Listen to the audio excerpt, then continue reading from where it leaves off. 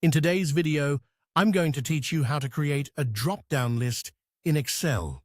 We'll be working in Microsoft Excel, and the goal is to create a simple drop-down menu that lets someone choose from a predefined list instead of typing a value manually.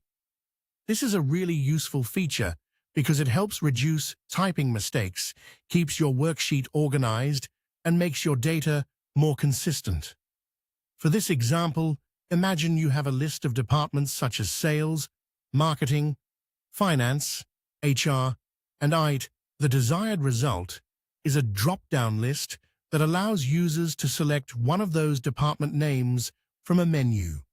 To begin, open Microsoft Excel and go to your worksheet.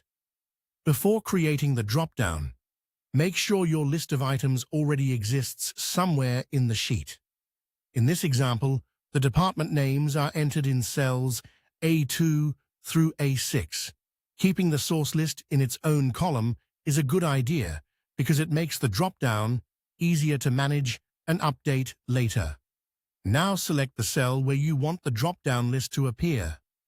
For example, you might click cell C2. You can also select multiple cells at once if you want the same drop-down to appear in several places. Once the destination cell or cells are selected, go to the Data tab in the Excel ribbon. In that tab, click Data Validation. This opens the Data Validation dialog box, where you can control what users are allowed to enter into the selected cells. In the Settings tab of that window, look for the Allow field and change it to List. This tells Excel that the cells should contain values from a list rather than unrestricted text or numbers.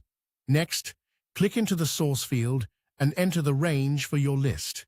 In this case, type $$, $A, $2, $A, $6. Using absolute references like this helps keep the source range fixed, which is especially useful if you copy the cell or move around the worksheet.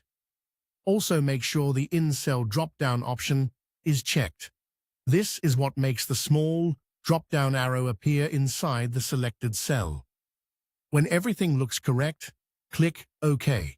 You should now see a drop-down arrow in the cell you selected. When you click it, Excel will display the department options from your list, and users can simply choose the one they want. This is the recommended method when your list items are already stored in the worksheet, because it keeps everything easy to edit and maintain. And that's how to create a drop-down list in Excel.